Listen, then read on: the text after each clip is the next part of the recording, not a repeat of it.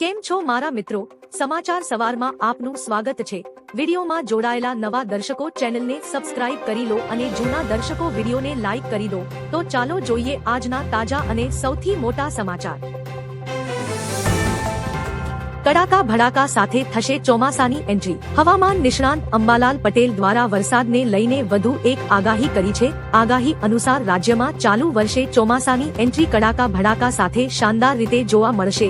રાજ્યમાં 18 જૂનથી 28 જૂન વચ્ચે ચોમાસું વિધિવત રીતે ગુજરાતમાં એન્ટ્રી કરશે। જણાવીએ વરસાદ પૂર્વે તાપમાનનો પારો 43 ડિગ્રી પહોંચવાની શક્યતાઓ છે, જે ગરમીનો અંતિમ રાઉન્ડ સાબિત થશે। પેટ્રોલ ડીઝલ 7.5 અને સિલિન્ડર 89 રૂપિયા મોંઘા। ઈરાન અને ઇઝરાયલ વચ્ચે યુદ્ધ ફરી શરૂ થયું છે। આનાથી તેલ અને ગેસના ભાવ પર ફરીથી અસર પડી શકે છે। તેલ અને ગેસના ભાવમાં ઘટાડો થવાના કોઈ સંકેત દેખાતા નથી।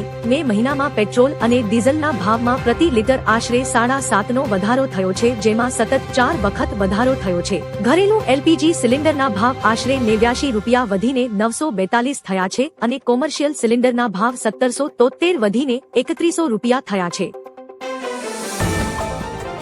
મોદી સરકારનું થશે વિસ્તરણ। કેન્દ્રમાં ત્રીજા કાર્યકાળના પ્રથમ મોટા કેબિનેટ વિસ્તરણની તૈયારીઓ ઝડપી પડી છે।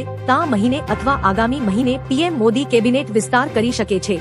આ વખતે ઉત્તર પ્રદેશ અને પંજાબ જેવા આગામી વિધાનસભા ચૂંટણીવાળા રાજ્યો પર વિશેષ ધ્યાન છે। પંજાબમાં તરુણ ચુગ અને રાઘવ ચડ્ઢાને કેન્દ્રીય મંત્રી બનાવવાની મજબૂત ચર્ચા છે।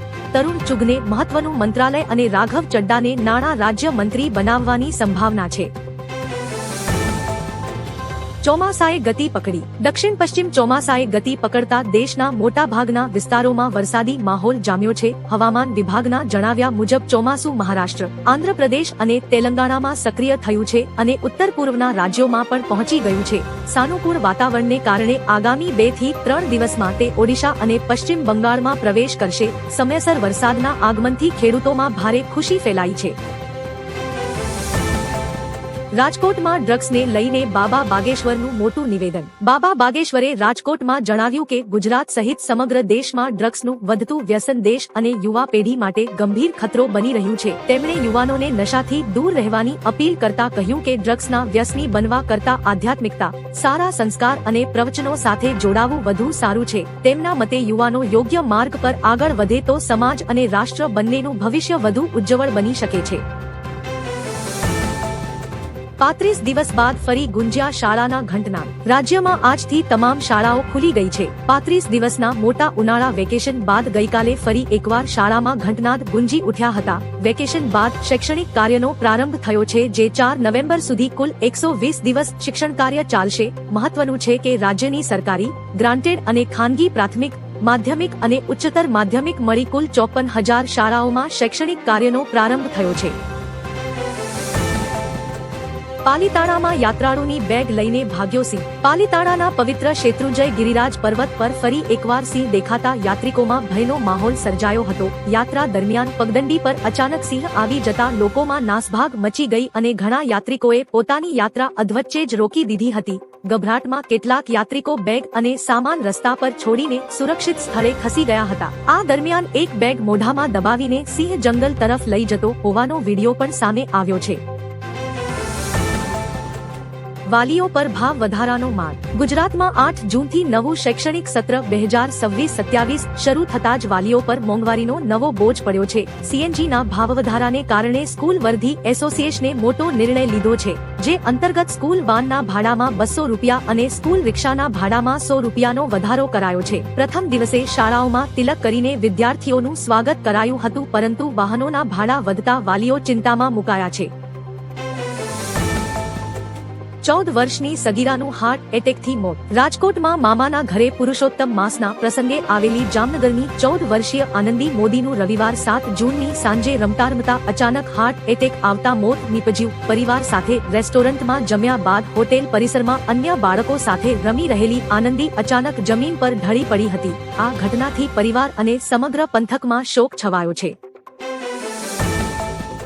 ચારધામ યાત્રામાં અત્યાર સુધીમાં 161 યાત્રાળુઓના મોત. ચારધામ યાત્રામાં આ વર્ષે શ્રદ્ધાળુઓનો રેકોર્ડ બ્રેક ધસારો જોવા મળી રહ્યો છે. સત્તાવાર આંકડા મુજબ અત્યાર સુધી 31 લાખથી વધુ યાત્રાળુઓએ કેદારનાથ, બદ્રીનાથ, ગંગોત્રી, યમુનોત્રી અને હેમકુંડ સાહિબના દર્શન કર્યા છે. સૌથી વધુ 11 લાખથી વધુ શ્રદ્ધાળુઓ કેદારનાથ પહોંચ્યા છે. જો કે યાત્રા દરમિયાન 161 યાત્રાળુઓના મોત થયા છે, જેમાંથી મોટા ભાગના મૃત્યુ હૃદય રોગ, ઓક્સિજનની અછત હોવાનું જણાવાયું છે.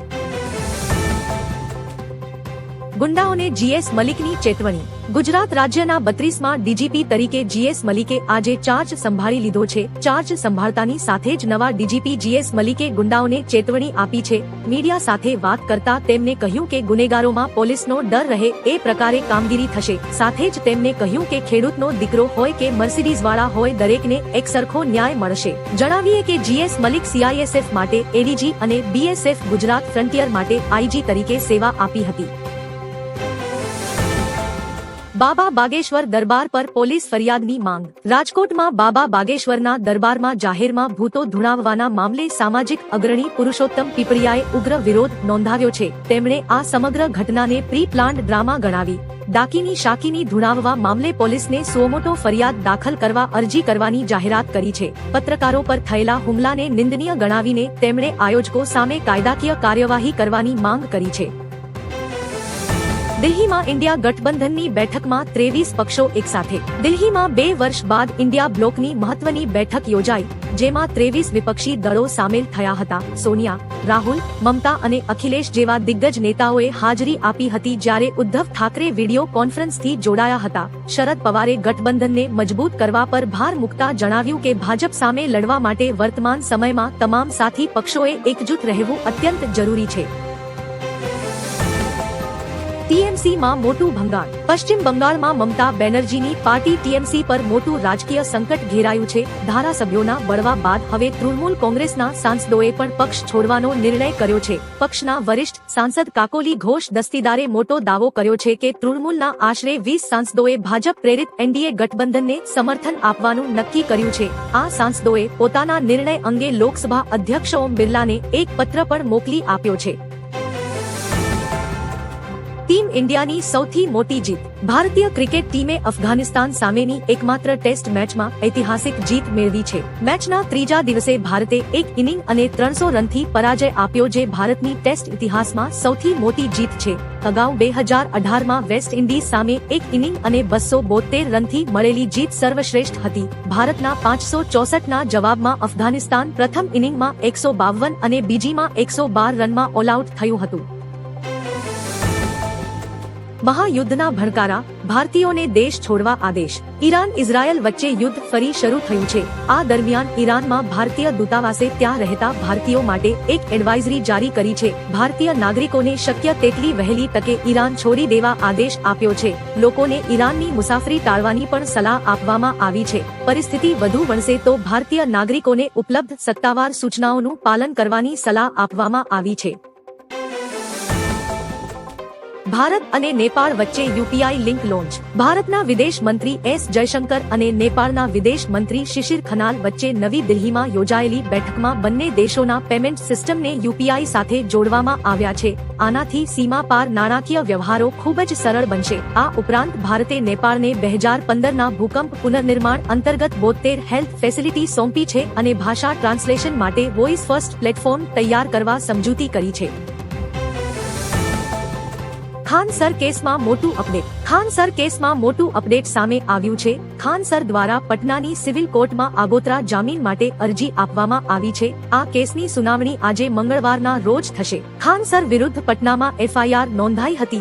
ફાયરિંગ કેસમાં તેમના ગાર્ડસે કહ્યું કે ખાનસરના કહેવા પર હવામાં ફાયરિંગ કર્યું હતું, જેના પગલે આર્મ્સ એક્ટ હેઠળ કેસ નોંધવામાં આવ્યો છે.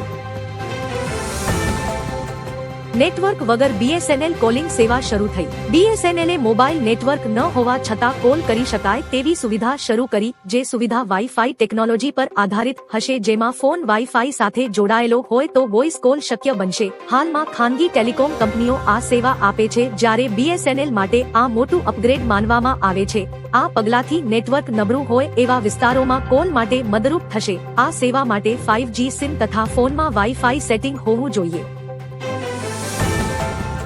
ઇઝરાયલ પર ભયાનક હુમલો.